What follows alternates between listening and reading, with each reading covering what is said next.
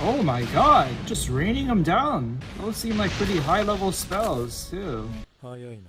Oh, this is gonna be him. Is it? Because we have. Oh, I like these vibes. Oh.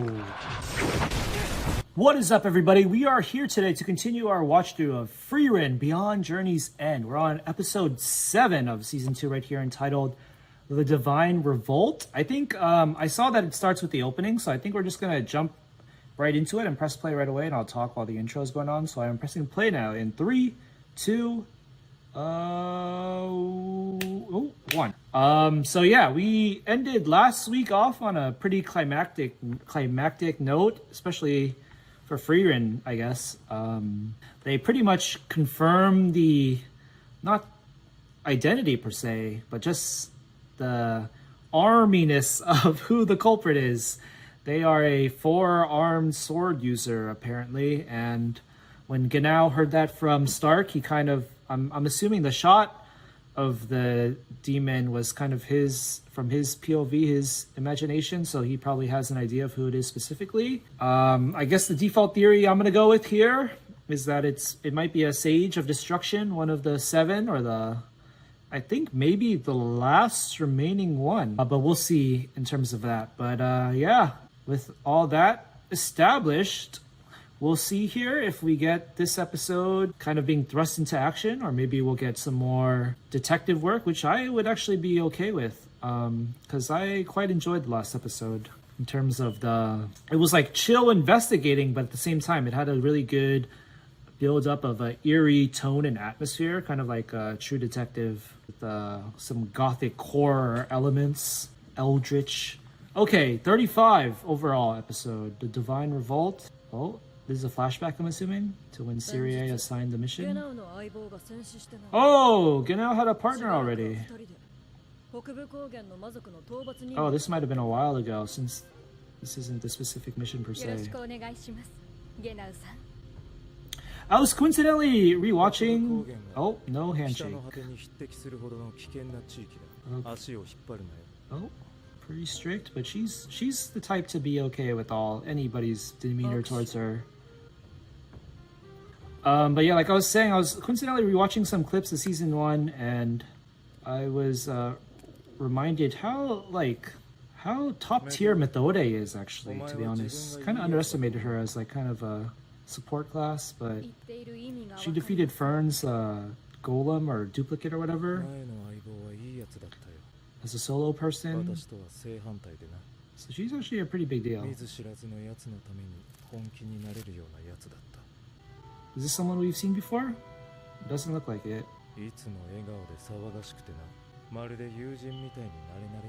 This is crazy because not only do most characters in this show have the default stoic personality, but especially if they're a first class mage, they come off as like motionless, maybe a little stuck up.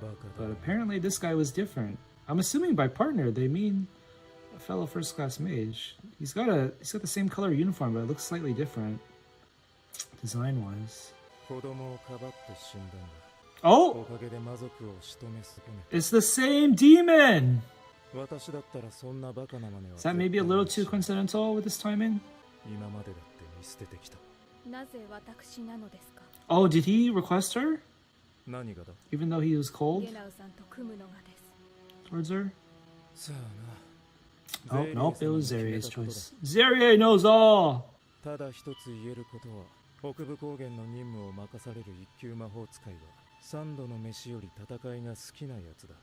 That's not her, is it?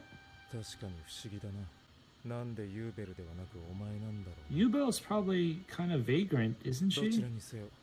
Well, this is in line with the depiction of Werble as well, because he was like fighting 24/7 as someone who worked in the northern hotel or whatever.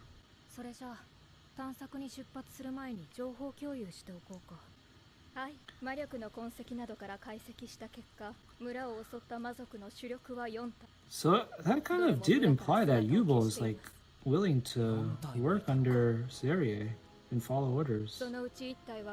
Demon General. Okay, so not a sage. 将軍って何なんだ。熟練の魔族の戦士のことだよ。強大な魔力で身体能力を強化して武術を操るんだ。中には愚道者のように何百年もかけて武を極める連中もいる。魔王軍にはアイゼンよりずっと強い将軍もいたよ。Okay, so it's pretty varied. おまけに今回の相手は人の姿とはかけ離れている。 Their strength is kind of on a spectrum despite their official rank, so to speak. シュタルクは剣4本持った剣術の達人と戦ったことある？あるわけねえだろ。私もないよ。それが騎士団が負けた原因だろうね。 Oh, who's this? デボルテ様。 Oh! 獲物が網にかかりましたよ。魔力の高いごちそうです。魔法使い4人に戦士1人、うち3人は1級です。 3? 勝てない数ではありませんね。 This must have been a decent while ago flashback. いや、嫌な予感がする。 Oh, no, they're talking about them. 分散しますかね、レボルテ様。 They're talking about Frieren and them. 相当警戒していますよ。 I was about to say, too, even if it was a while ago, if this was a flashback, killing three first class mages off like that? There's only like 40, I forget how many, but it wasn't that many, like 40 total.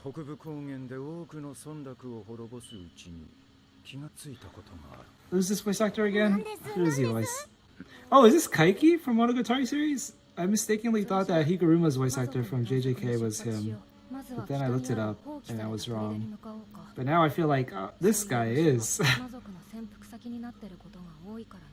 So the demons killed this village specifically to draw them out, apparently. But not draw these people out specifically, right? Oh, they're gonna target again now. Why do all the demon underlings, why are they always like these lolly girls with like very enthusiastic personalities despite being demons?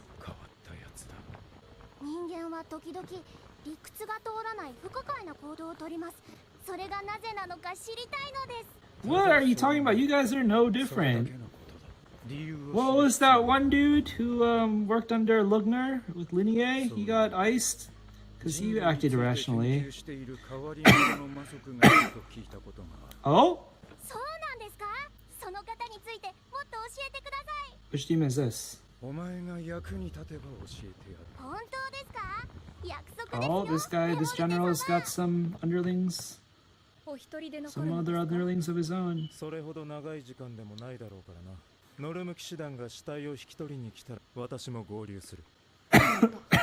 Oh, that is kind of funny. How did they know? How did they know there were 3 first-class mages? Specific. But they didn't know about Frieren.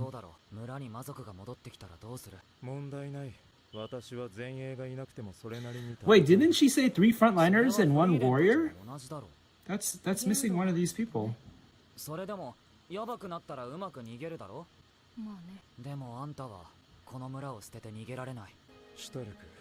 Did she maybe just judge it based off their uniforms? But Fern doesn't have a uniform, so she would have just said 2 first-class mages. Guess I gotta go back and look at that line later. So we have segregated the boys and the girls, coincidentally enough. Oh! Stark's gonna remind him of his partner.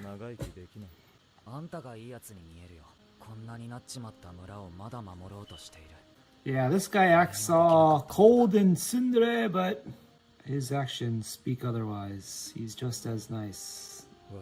Well, maybe not just as nice / good, but still a decent amount.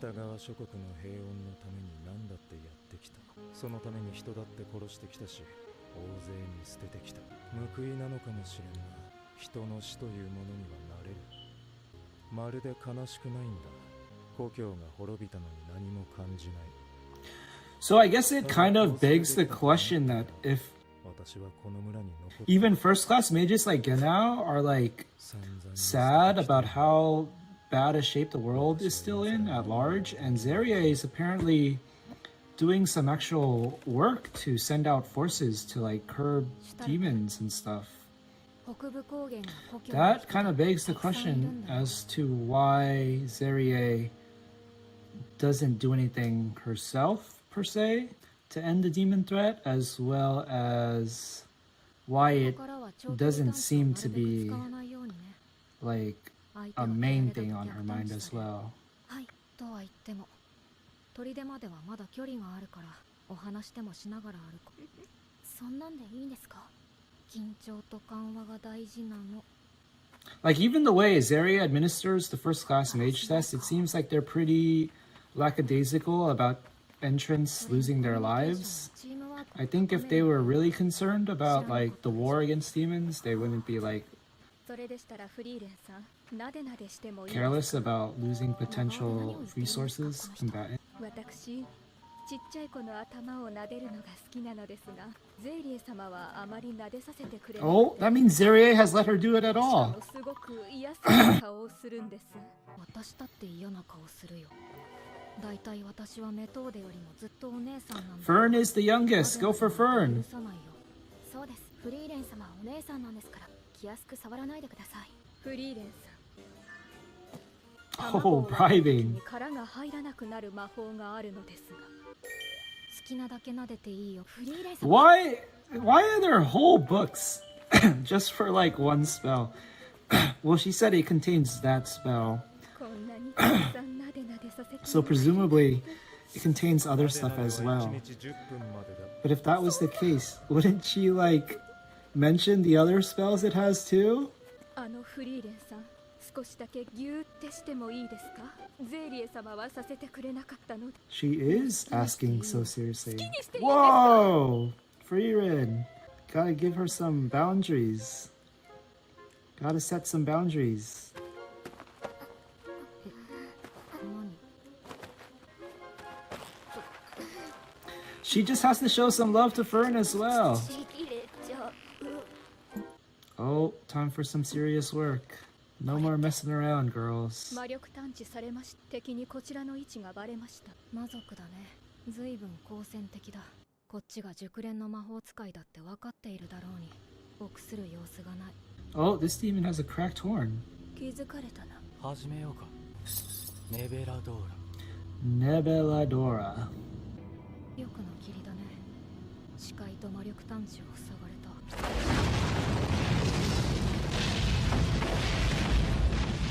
Oh my god, just raining them down. Those seem like pretty high level spells, too. メトーデと分断されたか。やり手だね。 Going straight into this. どっちをやる？あっちの背の高いやつ。 Unusual aura. 少しは楽しめそうだ。 Interesting. I wonder if that's a nod to something. This guy からの攻撃に気をつけ。 does not realize he's been mashed up in 何 not only 魔族は二人とも飛んでいました。 a 1v2, but a 1v2 against あれは飛行 Frieren. 魔法ですよね。話したでしょ。40年前まで空は魔族の独壇場だった。 Oh? Who's それ this? は今でも同じだよ。 Is that maybe the last sage? 魔族は一つの魔法しか研究しないって。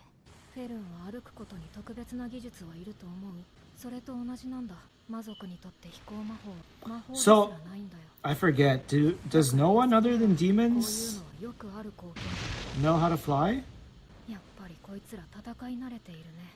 I mean, we've seen them flying before, 連中の戦い方だ。 but if I remember correctly, they kind of didn't officially call it flying, right, or something? It was just like temporary floating? I don't remember. Whoa! Methode changed メ her トーデが快適したよ。 staff into a battle フェルン axe. 戦闘は Or 任 was せ it る。 always like that? どうしてですか？これは一級魔法使いに与えられた任務だ。一級魔法使い。 Is that really something to be worrying about? Right, exactly. 何も問題はないよ。 Damn, so Frieren's still going like this opponent is still defeatable, while the demons themselves are being cocky, and this guy's taking on two people. That includes 今 Frieren. のは偶然です。 What is the フリーレン様が指を exact さしたから反応できた。 nature of their detection magic they just used? Were they able to get like a power reading on Frieren? 相手は格上です。私はそうは思わない。Can they not tell from Frieren's ears? 一級魔法使いもそうはいないからフェルンなら勝てるよ。 A little bit. I think it's a little bit too confident with Frieren right there. I don't think she has the means to save her at the very last split second. 夜食にどうだ？ Like it's kind of impossible to like when you're fighting someone who's like doing something analogous to like firing a gun. It's not like you can stop it at the last second if the person you're testing isn't able to stop it at the last second. So she's kind of risking Fern's life here. フェルンには言わないでね。 And she's being a little bit too overconfident that Fern can beat them just because she's stronger. Like even if you're stronger, you can make slip-ups and not operate at 100%, I would say. And that could cost you your life. 四刀流の魔族なんてそういるものじゃない。真偽のレボル The で Divine 私の Revolt. 相棒を殺した魔族だよ。 So that's the official moniker of this demon. なんだか仰々しい名前だな。 I thought it was going to be the name of like some happening, some occasion, some event. 奴の剣は重さを自在に変えられるんだ。時には羽より軽く鋭く、時には巨岩のように。 Oh, that's a cool. I like that. That's a nice touch. 神話の時代に山を下った剣 Divine に cleaving なぞらえて swords. 真偽の再建と呼ばれている。軽くて鋭くてとんでもなく重い。 This is good intel for Stark まるで here 矛盾だろ。 as the frontliner 魔法はこの世ならざる物質を and も作り出 combatant. す。特に魔法で作られた武器というのは殺意の塊だ。こういう武器を作る魔族は大勢殺す。まるで試し斬りでもするように。 So they're basically like energy swords, but he's able to make them look like very analog swords, even down to having a 分かっ metalish ている。敵だろ。 look to the hilt and stuff. 早いな。 Oh, this is gonna be him. Is it? Because we haven't. Oh no, he has one more underling. But I don't know if she would show up alone. Oh, I like these vibes. Oh, that's actually, this is kind of crazy. Like they were just talking about him at the campfire, doing like almost like a strategy meeting, like giving Stark some intel. And they show up seconds later, just like what happened with Fern and Frieren and Methode. It kind of happens a lot in the show, I think, actually, because that happened when Stark and Fern against Linnea and Lugner too. やはり村を守っていたか。読み通りだな。レボルテだ。 He's so calm about it. 私のことを知っているようだな。特にそこの一級魔法使いはどこかで見た顔だ。何者だ。 But yeah, that's so surreal, actually. Stark literally just clashed blades with him. So he literally felt what Gena was just talking about in terms of him being able to change the weight and impact of his weapons. Ooh, hit him with the... だがお前たちが話し合いを望まないというのであれば Yo, clear, get some distance between y'all. I don't. 正面から受けるなってどうすりゃいいんだ。戦士なら受け流すくらいできるだろう。 Now it's too calm, man. I think it's like, what is the word I'm looking for? I would be distracted by his calmness even if I was on his side. 守る必要なんてないさ。こう見えて接近戦は得意なんだ。 He's confident, but that would beg the question as to why he wasn't able to beat this demon before when his partner died. Unless he just showed up after his partner was already killed. この世ならざる物質を作り出すのは Oh! 何も魔族の魔法 Do we だ know けじゃない。 what his main magic is? ディガドナート。 Does the Ravens thing? Oh, this is kind of 黒 raveny. 金の翼を操る。 Yellow wings. What that is? 面白い。 Oh. Yeah, I was getting suspicious right there. That was where it felt like an endpoint. Gosh darn it! Alright, let me just skip through here, I guess. Let's check out what the next episode title is. Episode 36, A Magnificent End. Okay, everybody, that was episode 35 then, right? And what is it, the 7th episode of the season? The Divine Revolt. That was interesting. I like the villains this arc, so to speak. He's got his own little cadre. And now that I just said that, actually, I am thinking about how his main subordinate that we saw first introduced is nowhere to be seen. So there might be a little twist, even if our good guys here are able to match the enemies that have come to them this episode. But yeah, let's not think about that too much. But yeah, that was a good episode, establishing the fights here. I like the vibes, but I will say what I said earlier. I think it's maybe a bit too redundant that they do that thing where the enemies show up right when the good guys are like talking about them, or maybe they weren't talking about them. Frieren and Methode were kind of goofing off, but yeah, I feel like it's kind of too on cue, and I would like a little bit variety on that, like maybe them being the ones to approach demons, or them having an actual strategy meeting, being able to plan battle tactics beforehand in full. Other than that though, yeah, like I was saying, I like the villain lineup for this arc. Of course, they're like the biggest deals since we've had Aura, I guess, basically, just because they're demons.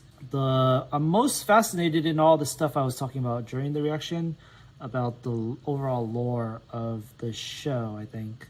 So we have demon generals now. We kind of always knew that there were still levels under the Sage of Destructions that were probably formidable as well. Like we also had, what was the name of the demon that invented, I'm forgetting the name of the spell too, the one that they always use, Zoltrak. I'm trying to remember the demon's name, but whatever. I always thought he was a sage at first because he also had sage in his title, but I think it was like Elder Sage or something as opposed to Sage of Destruction. So on that too, with demon generals, yeah, we have a decent amount of ranks, and like I said earlier, it's interesting. I like the realistic detail, how like the rank doesn't necessarily give them an absolute or for sure power level, so to speak, that anime fans like to obsess over. Like you could have someone of a lower rank that's stronger than someone of a higher rank just because, yeah, I don't know, they just trained more and they weren't really cared to be promoted or for whatever reason. They invented a revolutionary magic spell. We saw that with Frieren's original party freezing the sage, not sage, well, he was a sage demon that invented Zoltrak because they couldn't handle him at the time, and so they could come back and defeat him later. They never did that with any of the Sages of Destruction. So then this demon now is this demon general revolt. The Divine Revolt is being framed as quite strong as well. But at the same time, we still have Frieren going, hey, Fern, it's cool. You can beat this person, even though you don't think you're stronger than them. The way I see it, you are. She's done that a number of times already now, which, I don't know if I would say that's getting too redundant as well. But I do feel like I would like to see more urgency for Frieren, and I do think, like I was saying earlier, I do kind of disagree with how nonchalant she's being about risking Fern's life and like making her take on this fight alone. I feel like this isn't really a testing scenario. When you're in these kind of scenarios, it's better to take whatever handicap you can get and just fight him 2v1 and deal with him as quick as possible, because just as realistic, in my opinion, is even if someone is stronger overall than someone else, that doesn't mean they're absolutely going to win. You can always make some minor mistake that leads to a loss. Just like in real life, if we're talking about like, I don't know, some kind of fucking MMA match, all you gotta do is get hit in the right location at the right time and you're knocked out, even though you were the one everybody was betting on to win, the favorite. So there's that. There's the thing when the demons commented on Methode's quote-unquote unique aura. I'm interested to find out what that is more about, and I'm sure they'll go into that more when we see her fight here She's even getting her own 1v1. So yeah, that seems like that's the stage that's going to be set for more revelations about her character. I did comment last week, I think, or last week, about how I was kind of on the fence about Methode's kind of character gimmick being too flanderized, and she kind of did go full force into it this episode, where it was like, I will have to say that it was kind of strange that that was on her mind in such a serious situation, in my opinion. But at the same time, I did find it entertaining. But yeah, I feel like she should show some love to Fern too, because I think she did at some point before express that Fern is also cute to her. So there's that. On the topic of lore as well, there's that stuff that I was talking about earlier with how the first class mages as like an organization, I guess, work under Zerier, and how Zerier, do they all get assigned in partners and duos like that? Or is just like one case of that? And like Genau seems to frequent the northern lands and work towards the effort of demon annihilation up there, curbing the demon forces, which was surprising to me, because before this, the way I interpreted first class mages was that they were just doing their own shit, no responsibilities or whatever. Some of them can directly serve Zerier if they want to. Obviously, it doesn't seem like they have to, because Fern rejected Zerier just fine. And yeah, I didn't think they had that any kind of responsibilities or objectives even, or platforms or agendas. But apparently they're being deployed out in northern lands, which is, yeah, it's weird to me. It's a good thing, obviously, but yeah, it makes me reconsider how I was thinking about both the organization, if we want to call it that, and Zerier. And just like how we know there's so little of them too, like it's around 40 if I remember correctly, so that doesn't even seem like that much to be able to be used in an organizational capacity. Like, you can't even spare that many people, unless this combating the demons in the northern lands is literally the only thing that is a prime objective or priority. Like, the way I see it, I think I'm kind of imagining, or like before this I was imagining like a whole bunch of different endeavors and departments. Like, some of them could go on to be like professors, so to speak, and work on advancing magic spells, like how Frieren was doing lectures at colleges or whatever on Zoltrak. Some of them could just be like, I don't know, grimoire hunters. Some of them could do whatever. Then the ones that, if at all, and now we know that they do, if they are focused on fighting demons in the northern lands, that would just be like one out of many departments. But you can't really spread them that far if there's only like 40 in total, and like all of them don't even have to join Zerier's little organization like Fern here. Speaking of which, I'm surprised that Genau's dialogue implied that Yubel was an option for him to partner with, as if Yubel would have taken orders or like taken assignments from Zerier. So yeah, I'm curious to find out how many of the first class mages followed the same path as Methode, so to speak, and became Zerier's student. And does that automatically mean they join the organization and get their own uniform like that Methode seems to have, and Genau and all the proctors? Because can't really imagine Yubel in that uniform either.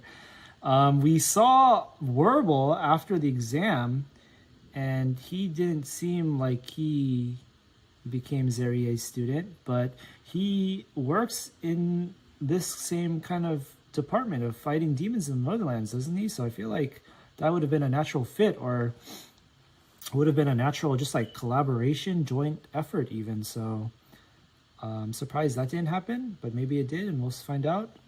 If any of them feel like they would have joined the organization, it would have been Land, I think. Was that his name, the glasses dude? Because his demeanor perfectly fits in with how stoic the rest of the proctors we've seen are, except for this new one that they just introduced this episode. Is like the first one who has like an upbeat attitude. Even the one that got killed by Yubel in the when she took her second test or whatever, second class test, he was pretty stoic as well. But yeah, let's see if there is anything else to comment on. I wonder, I guess, if there's going to be any more connection to Stark's past and how his village was wiped out, but none of them were eaten. Now that I think about it, actually, it is kind of curious that Stark stayed behind with Genel here.